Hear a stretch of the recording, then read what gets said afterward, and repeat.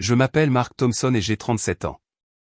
J'ai passé les 15 dernières années à me forger une réputation de dépanneur attitré, celui que l'on appelle quand quelque chose casse. Plomberie, électricité, CVC. Si c'est dans votre maison et que ça ne fonctionne plus, je peux le réparer. Ce travail me fait traverser la ville en permanence, ma caisse à outils brinque-ballant à l'arrière de ma camionnette, les mains perpétuellement tachées d'une graisse qui ne part jamais complètement, peu importe l'intensité avec laquelle je frotte. La saleté sous mes ongles ou la douleur dans mon dos à la fin d'une journée de 12 heures ne m'ont jamais dérangé. Chaque tuyau éclaté, chaque disjoncteur défectueux, chaque appel d'urgence à 19 heures signifiait de l'argent sur le compte en banque. De l'argent pour le crédit de notre maison de style colonial à 2 étages à Westbrook. De l'argent pour le paiement de la voiture d'Emily. De l'argent pour l'avenir que nous étions censés bâtir ensemble. Emily, ma femme depuis 5 ans. Quand je l'ai rencontrée au barbecue de Jim il y a 7 ans, elle portait une robe d'été jaune et riait de quelque chose que son ami venait de dire. Ce son m'a attiré comme un aimant. Elle avait cette façon de pencher la tête quand elle vous écoutait parler, comme si ce que vous disiez était la chose la plus importante au monde. Elle m'a fait me sentir visible d'une manière que je n'avais jamais connue auparavant. Nous nous sommes mariés en moins de 2 ans. Elle était réceptionniste dans un cabinet dentaire quand nous nous sommes rencontrés, mais après le mariage, nous avons convenu qu'elle resterait à la maison. Juste le temps de voir comment les choses évoluent, avait-elle dit. C'était il y a 5 ans. Le cabinet dentaire avait depuis longtemps embauché quelqu'un d'autre, et Emily s'était installée dans une routine de cours de yoga, de déjeuner avec son amie Sarah et de gestion de ce qu'elle appelait le foyer. Nous n'avions pas encore d'enfants. Un jour, disions-nous toujours. Quand les choses seraient plus stables, quand j'aurais plus d'économies, quand le moment serait venu. Notre vie avait un rythme confortable. Les vendredis soirs, nous commandions chinois et regardions la série que nous suivions sur Netflix. Les dimanches matins, c'était café et journal, elle lisant la section art de vivre pendant que je vérifiais les scores sportifs. Nous faisions les courses ensemble le samedi, faisions l'amour peut-être 2 fois par semaine et partions en vacances à la plage chaque été. Rien de spectaculaire, mais c'était notre vie. Cependant, dernièrement, quelque chose avait changé. Emily passait plus de temps sur son téléphone, inclinant l'écran pour que je ne le voie pas quand je passais. Elle avait commencé à sortir plus souvent, pour des courses qui prenaient 3 heures, des visites à Sarah qui s'étiraient jusqu'en soirée. Quand je lui demandais comment s'était passée sa journée, ses réponses étaient vagues, distraites. Elle avait pris la nouvelle habitude de prendre une douche dès qu'elle rentrait à la maison, même si elle revenait tout juste du centre commercial. « Est-ce que ça va ?» je lui ai demandé la semaine dernière pendant le dîner. Elle a levé les yeux de son assiette où elle poussait son poulet. « Bien sûr. »« Pourquoi ?» a-t-elle répondu, la voix un peu trop enjouée. « Tu sembles distante » ai-je observé. « Je vais bien, Marc. »« Juste fatiguée » a-t-elle répondu, forçant un sourire qui n'atteignait pas ses yeux. Je me suis dit que je réfléchissais trop. Le mariage avait ses hauts et ses bas. Tout le monde le disait. Peut-être qu'elle s'ennuyait. Peut-être qu'elle avait besoin d'un passe-temps ou d'un travail à temps partiel.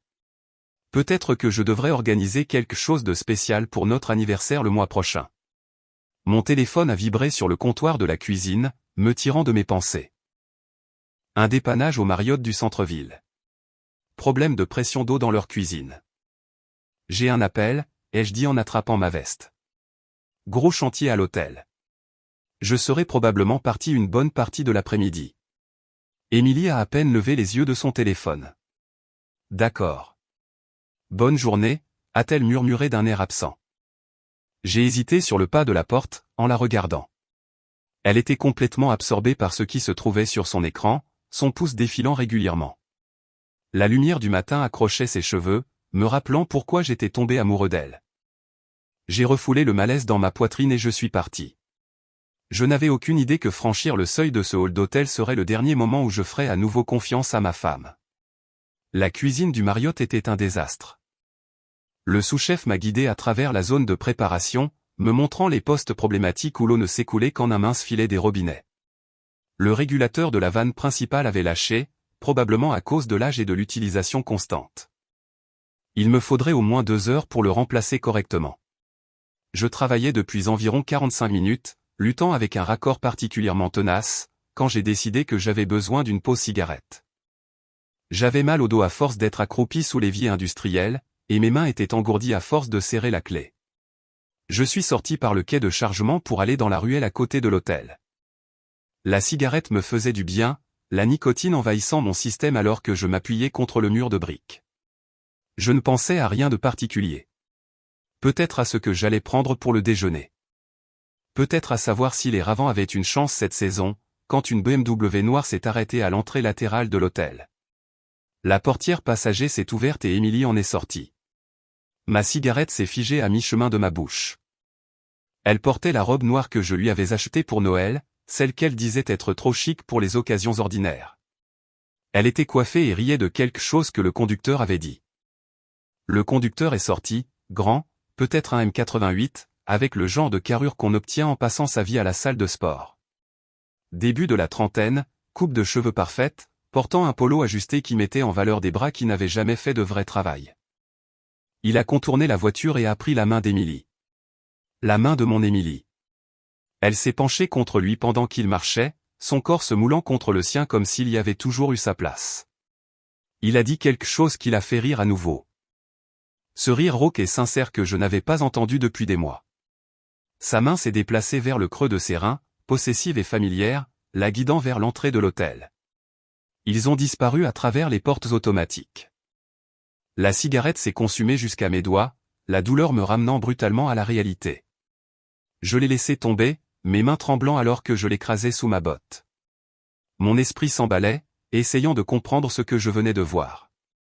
Peut-être que ce n'était pas ce que ça semblait être. Peut-être était-ce un cousin que je n'avais jamais rencontré. Peut-être qu'ils organisaient une fête surprise pour moi. Peut-être. Non. Je connaissais ma femme. Je savais comment elle bougeait, comment elle se comportait avec moi par rapport aux étrangers. Ce n'était pas le langage corporel de cousin ou d'organisateur de fête. C'était de l'intimité. C'était de la familiarité. C'était une liaison. Je voulais les suivre. Chaque instinct me hurlait de foncer dans cet hôtel, de trouver la chambre où il se dirigeait et de la traîner dehors par les cheveux. De frapper ce joli garçon jusqu'à ce que son visage ressemble au mur de briques derrière moi. Mais quelque chose de plus profond, de plus froid, m'a retenu. Si je la confrontais maintenant, elle mentirait. Elle me manipulerait, me ferait passer pour un fou, me dirait que j'imaginais des choses, que j'étais jaloux et paranoïaque. Sans preuve, ce serait ma parole contre la sienne. Et même si elle l'admettait, elle pleurerait, supplierait mon pardon, promettrait que ça n'arriverait plus jamais. Elle me manipulerait comme elle m'avait apparemment manipulé depuis Dieu sait combien de temps. Non, je devais être plus malin que ça. Je suis retourné à l'intérieur et j'ai terminé le travail. Mes mains bougeaient automatiquement, la mémoire musculaire prenant le relais pendant que mon esprit bouillonnait. Chaque tour de clé, chaque raccord ajusté était mécanique, détaché. Le sous-chef m'a remercié quand j'ai eu fini. Je ne me souviens pas de ce que je lui ai répondu. Le trajet du retour fut un brouillard. La maison était vide, bien sûr. Un mot sur le comptoir de la cuisine, son écriture joyeuse et désinvolte, chez Sarah pour la journée. De retour pour le dîner. Je t'aime. Le mensonge était si facile pour elle. Combien de fois m'avait-elle laissé des mots comme celui-ci? Combien de fois la maison de Sarah avait-elle été un nom de code pour une chambre d'hôtel avec Monsieur BMW? Je me suis assis à la table de la cuisine, fixant ce mot. Je n'ai pas pleuré. Je n'ai pas ragé. Je n'ai rien cassé. Au lieu de ça, j'ai pris une décision. Elle se croyait maligne. Elle pensait que j'étais trop confiant, trop simple pour jamais le découvrir. Elle avait tort. Je n'allais pas la confronter. Je n'allais pas lui donner la chance de préparer sa défense ou de tisser sa toile de mensonges. Je rassemblerais des preuves, protégerais ce qui m'appartenait et, le moment venu, je la détruirais. Elle pensait que je ne le découvrirais jamais. Mais elle n'avait aucune idée que j'étais sur le point de devenir son pire cauchemar. Le lendemain matin, j'ai appelé Tommy Bennett. Tommy était un client dont j'avais rénové la salle de bain l'année dernière, et pendant les travaux, il avait mentionné son divorce. J'ai surpris mon ex avec son coach personnel, avait-il dit. Dieu merci, j'ai engagé Linda d'abord. Elle m'a sauvé la mise au tribunal. Linda Carvey travaillait dans un petit bureau au-dessus d'un salon de manucure, le genre d'endroit devant lequel on passe 100 fois sans le remarquer. Elle avait la cinquantaine, les cheveux gris tirés en un chignon strict, portant un blazer qui avait connu des jours meilleurs. Sa poignée de main était ferme, son regard perçant. « Tommy a dit que vous faites du bon travail », a-t-elle dit en m'invitant à m'asseoir. « J'ai besoin de la preuve que ma femme me trompe », ai-je déclaré sans embâche. Inutile de tourner autour du pot. Elle a sorti un bloc-notes. « Racontez-moi tout », m'a-t-elle instruit. Je l'ai fait.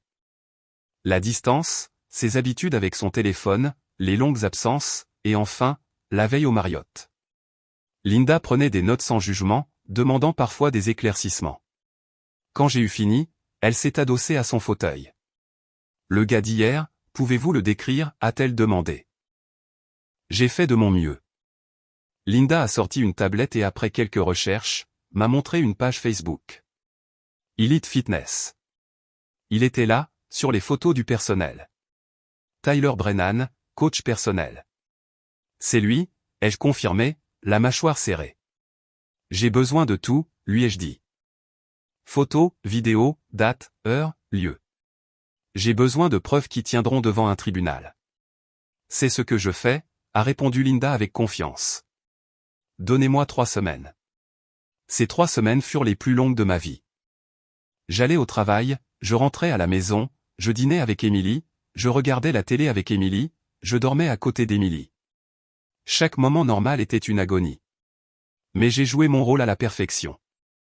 Tu as l'air heureux ces derniers temps, a observé Emily un soir, blotti contre moi sur le canapé.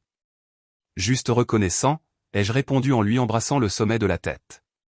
Ses cheveux sentaient un shampoing que je ne connaissais pas, reconnaissant pour ce que nous avons. Elle s'est blottie encore plus près. Moi aussi, a-t-elle murmuré, satisfaite. Linda m'envoyait des mises à jour via une application cryptée. Mardi, Emily a retrouvé Tyler dans un Comfort Inn près de la route 40. Resté 2 heures. Jeudi, déjeuner dans un restaurant italien du centre-ville. Beaucoup de contacts physiques par-dessus la table. Samedi, shopping ensemble au centre commercial. Tyler lui achetant de la lingerie chez Victoria's Secret. Les photos étaient claires, horodatées, indéniables. Emily riant à quelque chose que Tyler disait. La main de Tyler sur ses fesses pendant qu'il marchait. Eux deux s'embrassant dans sa voiture. Chaque image était un coup de poignard, mais je les ai toutes regardées. J'avais besoin de cette colère. Elle me gardait affûté. Pendant ce temps, je prenais mes propres précautions. J'ai ouvert un nouveau compte dans une autre banque, transférant lentement de l'argent de notre compte joint. Pas assez pour qu'Emily le remarque, mais assez pour que ça compte. J'ai photographié chaque document dans notre classeur, acte de propriété, police d'assurance, relevé d'investissement. J'ai fait des copies de ces relevés de cartes de crédit, surlignant les frais d'hôtel, de restaurant, de magasin de lingerie. Un soir, Emily est rentrée tard, prétextant des embouteillages depuis chez Sarah. Mais je pouvais sentir son odeur sur elle, cette eau de cologne agressive que les types comme Tyler portent pour annoncer leur présence. Elle est allée directement sous la douche, en fredonnant. Je me suis assis sur notre lit, écoutant l'eau couler, et je n'ai rien ressenti. L'homme qui aurait été dévasté par cette trahison était parti. À sa place se trouvait quelqu'un de plus dur, quelqu'un de patient. 3 semaines jour pour jour après notre première rencontre, Linda m'a remis une épaisse enveloppe Kraft. Tout est là, a-t-elle annoncé. 53 photos, 4 vidéos de entrant et sortant d'hôtel, des reçus, et même quelques SMS que j'ai pu intercepter par des moyens techniques que vous n'avez pas besoin de connaître. J'ai tout parcouru dans ma camionnette. L'épreuve s'étalait sur 4 mois. La liaison durait depuis 4 mois. Pendant que je réparais les maisons des autres, Tyler était dans la mienne, au sens figuré. Pendant que je faisais des journées de 12 heures, Emily jouait à la femme au foyer pour son amant. J'ai regardé la dernière photo. Emily et Tyler devant la porte d'une chambre d'hôtel, sa main sur sa poitrine, tous les deux souriant comme s'ils n'avaient aucun souci au monde. J'avais toutes les preuves dont j'avais besoin. Maintenant, il me fallait juste un avocat assez impitoyable pour m'aider à la détruire. Le bureau de Richard Sawyer occupait le dernier étage d'un immeuble du centre-ville, tout en verre, cuir et intimidation. Il était exactement ce que j'avais espéré, milieu de la cinquantaine, costume cher, avec le regard froid de quelqu'un qui avait détruit d'innombrables vies dans des salles d'audience et dormait très bien la nuit. C'est Tommy Bennett qui m'a recommandé, ai-je dit en m'installant dans le fauteuil face à son immense bureau. Le cas de Tommy a été particulièrement satisfaisant, a répondu Sawyer avec un léger sourire. Son ex-femme a fini par vivre dans un studio et cumuler 2 emplois. Que puis-je faire pour vous, monsieur Thompson? Je lui ai tendu l'enveloppe de Linda. Il a passé 30 minutes à tout examiner, prenant parfois des notes sur un bloc-notes. Quand il a terminé, il s'est adossé avec l'expression d'un requin qui vient de sentir le sang. C'est très complet, a-t-il observé. Adultère, tromperie, faute financière. Elle a utilisé votre argent pour financer sa liaison. La lingerie, les chambres d'hôtel, les dîners. Nous pouvons plaider l'abandon des devoirs conjugaux. Dans le Maryland, avec des preuves aussi solides, elle n'obtiendra rien. Je veux plus que rien, ai-je déclaré fermement. Je veux qu'elle comprenne ce qu'elle a perdu. Le sourire de Sawyer s'est élargi. Nous lui signifierons l'assignation selon vos termes. Impact maximal. Quand pensiez-vous le faire, a-t-il demandé. Vendredi soir. C'est notre soirée cinéma. Notre tradition hebdomadaire. Elle sera détendue, à l'aise, ne s'attendant à rien, ai-je expliqué. Parfait. L'huissier arrivera vers 20h. Vous serez là, a-t-il confirmé. Je ne manquerai ça pour rien au monde, les jeux assurés. Nous avons passé une autre heure à élaborer la stratégie. Protection des actifs, obligation de pension alimentaire temporaire, question de garde si des enfants étaient impliqués. Tout était planifié dans les moindres détails. Je rentrais chez moi quand mon téléphone a sonné. C'était Emily. Salut chérie, a-t-elle dit avec enthousiasme.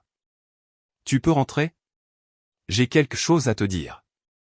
J'arrive, ai-je répondu, en gardant mon ton habituel. Elle attendait dans le salon, rayonnante. Dès que je suis entré, elle a sauté sur ses pieds et m'a jeté ses bras autour du cou. Marc, je suis enceinte, a-t-elle annoncé, le souffle court. Les mots m'ont frappé comme un coup de massue. Je me suis reculé pour regarder son visage. Elle pleurait, mais cela semblait être des larmes de joie. Elle a sorti un test de grossesse de derrière son dos, me montrant les 2 lignes roses. Nous allons être parents, a-t-elle continué, prenant ma main et la plaçant sur son ventre encore plat. N'est-ce pas merveilleux? Mon esprit calculait rapidement. Quand avions-nous fait l'amour pour la dernière fois? Il y a 3 semaines? 4? Depuis combien de temps couchait-elle avec Tyler? 4 mois. Le timing rendait impossible de déterminer la paternité sans un test. C'est. Waouh, ai-je réussi à dire, forçant un sourire. Quand l'as-tu découvert? Juste aujourd'hui, s'est-elle exclamée. J'avais des nausées le matin, alors j'ai acheté un test. Je voulais te faire la surprise. Je l'ai serré de nouveau dans mes bras pour cacher mon visage. Était-ce planifié? Savait-elle que j'étais sur sa piste? Était-ce sa police d'assurance? Tomber enceinte, me coincer d'une manière ou d'une autre. Ou était-elle vraiment inconsciente de savoir de qui pouvait être ce bébé? Nous devrions fêter ça, ai-je suggéré en m'éloignant. Laisse-moi chercher du champagne. Oh attends, tu ne peux pas boire. Du cidre pétillant. C'est gentil, a-t-elle répondu, radieuse. Je vais appeler Sarah. Pendant qu'elle bavardait avec enthousiasme au téléphone, j'ai envoyé un SMS à Sawyer. Elle est enceinte. Qu'est-ce que ça change? Sa réponse est arrivée rapidement. Rien. Paternité établie après la naissance. Si ce n'est pas le vôtre, cela renforce le dossier d'abandon. Si c'est le vôtre, nous aborderons la garde. Gardez le cap, j'observais Emily depuis la cuisine, animée et heureuse, une main déjà sur son ventre. Elle était soit la meilleure actrice du monde, soit complètement dans le déni. Quoi qu'il en soit, cela n'avait pas d'importance. Elle pensait qu'un bébé la sauverait. Elle n'avait aucune idée qu'il était déjà trop tard. Le vendredi arriva, lourd de son caractère définitif. J'ai traversé ma journée de travail dans un brouillard contrôlé, réparant un broyeur à déchets à Riverside, remplaçant un chauffe-eau à Canton. Des boulots normaux pour ce qui serait le dernier jour normal de mon mariage. Je suis rentré à 18h. Emily avait fait des lasagnes, mon plat préféré. Elle fredonnait dans la cuisine, portant un tablier sur ses vêtements, ayant l'air en tout point de la femme parfaite. L'ironie ne m'a pas échappé. Ça sent bon, ai-je dit en l'embrassant sur la joue. Elle ne tressaillait plus à mon contact. La phase de culpabilité était passée. Elle était devenue à l'aise dans sa tromperie. Nous avons dîné et parlé de prénoms de bébé. J'aime quelque chose de traditionnel. Michael pour un garçon. Emma pour une fille, a-t-elle suggéré avec espoir. Bien sûr, comme tu le sens, ai-je acquiescé. Elle avait déjà commencé un tableau Pinterest pour des idées de chambre d'enfant, me montrant des photos de berceaux et de tables allongées sur son téléphone. On devrait transformer la chambre d'amis, a-t-elle proposé. Je sais que tu l'utilises comme débarras, mais on peut la vider. Ça me va, ai-je répondu d'un ton neutre. Nous sommes passés au canapé pour notre tradition du film du vendredi. Elle a choisi une comédie romantique, se blottissant contre moi avec les pieds sous une couverture. Sa main reposait sur son ventre, une nouvelle habitude qu'elle avait développée en seulement 2 jours. Je me demandais si elle faisait la même chose quand elle était avec Tyler. Lui avait-elle parlé du bébé? Savait-il qu'il pourrait être père? À 19h45, on a sonné à la porte. Qui cela peut-il bien être? A demandé Émilie en fronçant les sourcils. Je vais voir, ai-je dit en me levant lentement. L'huissier était un homme mince d'une 40aine d'années, portant un costume froissé et tenant une enveloppe Kraft. Il avait l'air fatigué, comme s'il avait fait ça 1000 fois auparavant. Résidence Thompson, a-t-il demandé professionnellement. Oui, ai-je confirmé. Je cherche Emily Thompson, a-t-il déclaré. Emily est apparue derrière moi dans le couloir. Que se passe-t-il? A-t-elle demandé nerveusement. L'homme a regardé par-dessus mon épaule. Emily Thompson, a-t-il vérifié? Oui. Sa voix était devenue faible, incertaine. Il lui tendit l'enveloppe. Vous avez été assigné. Bonne soirée, a-t-il dit d'un ton neutre, puis il s'est retourné et s'en est allé. Émilie est restée là, l'enveloppe entre ses mains tremblantes. Elle m'a regardé, puis les papiers, puis de nouveau moi. Marc, qu'est-ce que c'est? A-t-elle demandé, la voix tremblante. Ouvre-le, ai-je ordonné, en retournant dans le salon. Elle m'a suivi, déchirant l'enveloppe. J'ai observé son visage pendant qu'elle lisait la demande de divorce. La couleur a quitté ses joues, sa bouche s'est légèrement entr'ouverte. Les papiers listaient tout, les dates, les heures, les lieux. Les preuves de Linda étaient référencées en détail.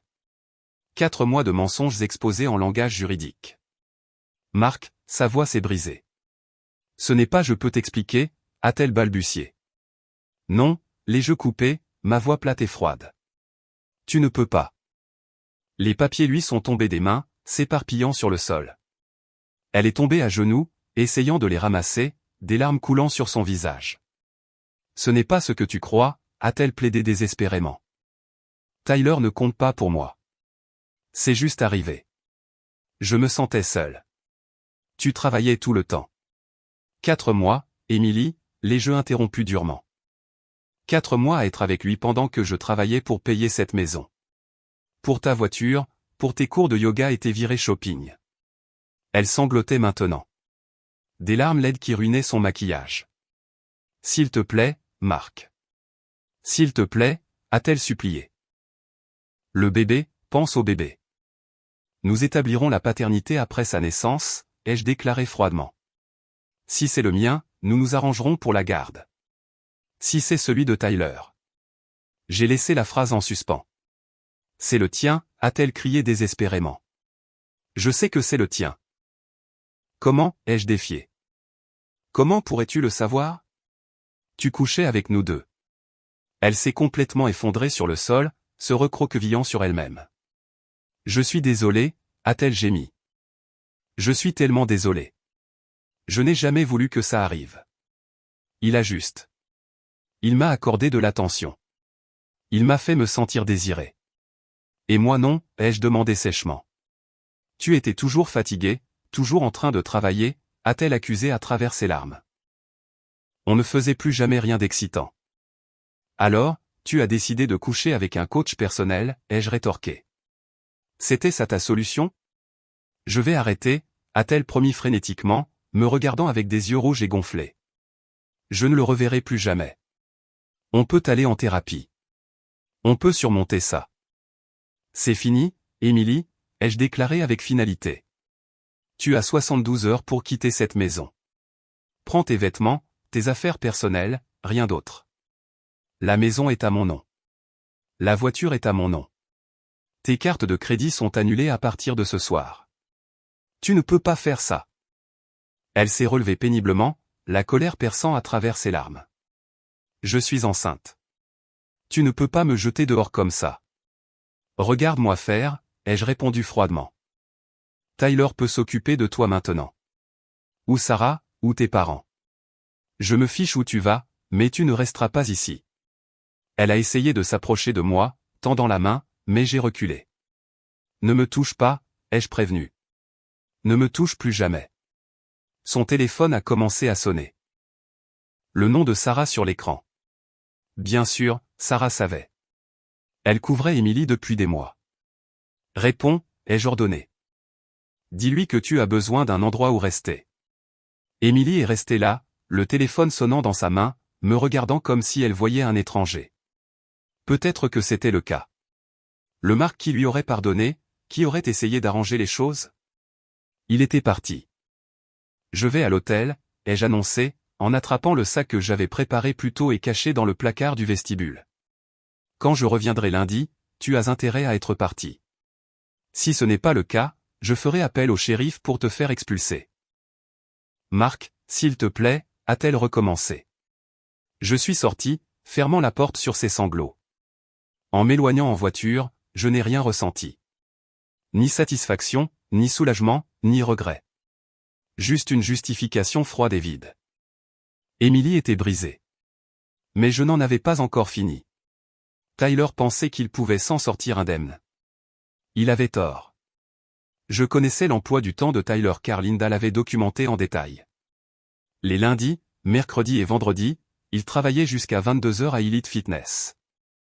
Il garait toujours sa Mustang rouge sur le parking arrière et traversait la ruelle pour rejoindre la rue principale. La ruelle n'avait pas de caméra. J'avais vérifié. J'ai d'abord appelé Dave. Nous avions servi ensemble dans une entreprise de construction avant que je ne me mette à mon compte. Dave avait fait 2 tours en Afghanistan et en était revenu différent, plus dur, plus silencieux, toujours prêt à la violence. Quand je lui ai dit ce dont j'avais besoin, il a juste demandé quand et où. Ricky a été mon deuxième appel. Il avait été renvoyé de 3 chantiers pour s'être battu, mais il était loyal envers les gens qui le traitaient bien. Je l'avais engagé pour du travail au noir quand personne d'autre ne voulait de lui. Quelqu'un t'a fait du mal, a demandé Ricky quand je lui ai expliqué. Quelqu'un a détruit mon mariage, ai-je répondu. Je suis partant, a-t-il répliqué sans hésitation. Mardi soir est arrivé, froid et clair. Nous nous sommes retrouvés à 2 pâtés de maison de la salle de sport à 21h30, habillés en sombre avec des passe-montagnes dans nos poches. J'avais acheté 3 téléphones prépayés dans différents magasins, en payant en espèces. Aucune trace. Rappelez-vous, leur ai-je dit. On le blesse, mais on ne le tue pas. Je veux qu'il s'en souvienne pour le reste de sa vie. Dave a hoché la tête, enfilant des gants en cuir. Compris, a-t-il confirmé. Nous nous sommes positionnés dans la ruelle. Dave près de l'entrée du parking. Ricky près d'une benne à ordures à mi-chemin. Moi près de la sortie sur la rue. À 22h07, Tyler est sorti par la porte arrière de la salle de sport. Sac de sport sur l'épaule, sifflotant une chanson pop. Dave a bougé le premier, fluide et silencieux, fauchant les jambes de Tyler. Tyler est tombé lourdement, son sac volant. Avant qu'il ne puisse crier, Ricky était sur lui, lui projetant le visage contre le mur de briques. Le sang a jailli du nez de Tyler. Je me suis approché lentement, relevant mon masque juste assez pour qu'il puisse voir mon visage dans la pénombre. « Tu te souviens de moi ?» ai-je demandé calmement. Les yeux de Tyler se sont écarquillés de reconnaissance et de terreur. « Oh, mec !» Je ne savais pas quelle était, a-t-il commencé à expliquer. Le poing de Dave a percuté les côtes de Tyler, le coupant net. Le bruit de l'os qui se brise était étrangement satisfaisant. « Tu savais qu'elle était mariée ?» ai-je déclaré froidement. « Tu as vu sa bague. Tu l'as rencontrée à la salle de sport quand elle portait son alliance. »« S'il te plaît » a suffoqué Tyler. J'ai ramassé la batte en aluminium que Ricky avait apportée. « Tu as couché avec ma femme pendant 4 mois dans des hôtels que j'ai payés avec l'argent que j'ai gagné. Pendant que je travaillais, tu étais au lit avec elle. C'est elle qui m'a dragué, a crié Tyler désespérément. Elle a dit que vous étiez en train de divorcer. Mensonge, ai-je dit simplement, et j'ai abattu la batte sur son genou gauche. Le craquement a résonné contre les murs de la ruelle. Le cri de Tyler était primal, animal. Dave a couvert la bouche de Tyler avec sa main gantée, étouffant le son. J'ai abattu la batte sur son autre genou, puis sur sa main gauche, celle qu'il avait utilisée pour toucher ma femme. Les os se sont brisés comme du petit bois. Arrête, a gémi Tyler quand Dave a retiré sa main. S'il te plaît, arrête, a-t-il supplié. On a fini quand je dis qu'on a fini, ai-je répondu froidement. Ricky lui a donné des coups de pied dans les côtes, encore et encore. Tyler s'est recroquevillé en boule, sanglotant, saignant, brisé. Je me suis accroupi à côté de lui. Tu vas dire à la police que tu as été agressé, ai-je instruit clairement. Tu n'as pas vu de visage. Tu ne te souviens de rien. Si tu mentionnes mon nom, si tu penses même à dire la vérité à qui que ce soit, nous reviendrons, et la prochaine fois, nous n'arrêterons pas, compris? Tyler a hoché la tête frénétiquement, des larmes, de la morve et du sang couvrant son visage. Ton téléphone, ai-je dit. Ricky l'a trouvé dans la poche de Tyler, me l'a tendu. Je l'ai placé juste hors de portée de Tyler. Tu pourras appeler à l'aide quand nous serons partis. Ça devrait te laisser le temps de réfléchir à tes choix de vie. Nous l'avons laissé là, brisé et en sang. Le retour à nos voitures s'est fait en silence. Dave et Ricky n'ont pas posé de questions ni fait de commentaires. Certaines choses n'ont pas besoin de mots. Je suis rentré en voiture. La maison était sombre. La voiture d'Emily avait disparu. Elle était vraiment partie. J'ai pris une douche, lavant toute trace de la soirée, puis j'ai brûlé mes vêtements dans le foyer du jardin avec le téléphone prépayé. Tyler a passé 4 jours à l'hôpital. Ses 2 genoux ont nécessité une intervention chirurgicale. Sa main a eu besoin de broches et d'une reconstruction. 3 côtes cassées, des contusions internes, une commotion cérébrale. Il a dit à la police qu'il avait été agressé par 3 hommes. Il n'avait pas vu de visage. Il ne se souvenait pas des détails. L'enquête n'a mené nulle part. Il a perdu son emploi à Elite Fitness. On ne peut pas entraîner de clients quand on ne peut pas faire la démonstration des exercices. La rumeur s'est répandue qu'il couchait avec des femmes mariées, que le karma l'avait rattrapé. Son Instagram, autrefois rempli de vidéos d'entraînement et de citations de motivation, est devenu silencieux. Ils avaient tous les deux payé le prix. Il était temps de voir si je pouvais vivre avec ce que j'étais devenu. 6 mois plus tard, ma vie s'est installée dans quelque chose que je reconnais mais à laquelle je ne fais pas entièrement confiance. Le divorce a été finalisé il y a 3 mois. Emily s'y est d'abord opposée. A engagé un avocat avec l'argent de ses parents. A essayé de plaider la violence psychologique et l'abandon. Mais les preuves de Linda étaient accablantes, et Sawyer a été impitoyable au tribunal. Les résultats du test de paternité sont arrivés 2 semaines après la naissance du bébé. Un garçon qu'elle a appelé Michael. Il n'était pas de moi. Tyler était le père. Le juge a littéralement ri quand cela a été évoqué au tribunal. Un bref éclat de rire incrédule face à l'audace d'Emily. Elle n'a rien obtenu dans le règlement. Rien. Aux dernières nouvelles, elle travaillait dans un Target à Glen Burnie, vivant dans un appartement d'une chambre avec le bébé. Ses parents l'aident quand ils le peuvent, mais ils ont des revenus fixes. Tyler paie une pension alimentaire minimale grâce à ses indemnités d'invalidité. Il s'avère que des lésions permanentes au genou limitent vos options d'emploi. Il est retourné vivre chez ses parents dans l'Ohio, marchant avec une canne dont il aura besoin pour le reste de sa vie. Sarah ne parle plus à Emily. C'est drôle comme les amis disparaissent vite quand on ne leur est plus utile. La maison semble différente maintenant. J'ai fait remplacer les meubles de la chambre, repeint les murs, j'ai même arraché la moquette et posé du parquet. C'est comme exorciser des fantômes. Certaines nuits, je me surprends encore à écouter le bruit de la porte du garage, attendant le retour d'Emily d'une de ses courses. Le silence est à la fois paisible et troublant. Le travail a été mon salut. J'ai embauché 2 gars, étendu ma zone de service, et j'ai même obtenu un contrat avec une société de gestion immobilière pour l'entretien régulier. Thomson Repair Service a maintenant un site web professionnel, des cartes de visite, une camionnette avec le logo. Je gagne plus d'argent que jamais, et tout est à moi. Je suis sorti à quelques rendez-vous. Rien de sérieux. Il y a une barmaid dans mon bar habituel qui a clairement montré son intérêt. Elle est jolie, drôle, ne semble pas avoir d'arrière-pensée, mais je n'arrive pas à franchir le pas. La confiance, une fois brisée de la sorte, ne se reconstruit pas facilement. Parfois, tard le soir, une bière à la main, je pense à cette nuit dans la ruelle. Je me demande si je suis allé trop loin. Puis je me souviens des 4 mois de mensonges. De la cruauté désinvolte de sa tromperie. De la façon dont elle regardait Tyler comme elle me regardait autrefois. La culpabilité s'estompe rapidement. Mon avocat a appelé la semaine dernière. Emily l'avait contacté, voulant savoir si je reconsidérerais ma position, si nous pouvions parler de réconciliation. Sawyer a ri en me le racontant comme si c'était la meilleure blague qu'il ait entendue de toute l'année. Je lui ai dit de lui rappeler qu'elle n'a aucun droit légal de me contacter en dehors des questions relatives au règlement du divorce, qui était déjà finalisé. J'ai 38 ans maintenant. Pas vieux, mais pas jeune non plus. J'ai une maison qui sera payée dans 5 ans, une entreprise en pleine croissance, et une compréhension durement acquise de ce dont les gens sont capables quand ils pensent qu'ils ne se feront pas prendre. Je ne regrette pas de les avoir détruits. Ils ont fait leur choix dans ces chambres d'hôtel, dans cette ruelle. Tout ce que j'ai fait, c'est m'assurer que ces choix aient des conséquences permanentes. Emily voulait de l'excitation, quelque chose de différent de son mari ennuyeux. Maintenant, elle a toute l'excitation de la maternité célibataire et de la pauvreté. Tyler voulait jouer avec la femme d'un autre homme. Maintenant, il devra expliquer sa claudication pour le reste de sa vie. Suis-je heureux? Non, pas encore. Peut-être que je ne le serai jamais de la même manière qu'avant. Mais je suis libre.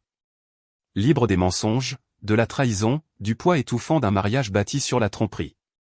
Et parfois, la liberté est la seule vengeance qui vaille la peine. Parfois, c'est suffisant. Et c'est la fin de l'histoire d'aujourd'hui.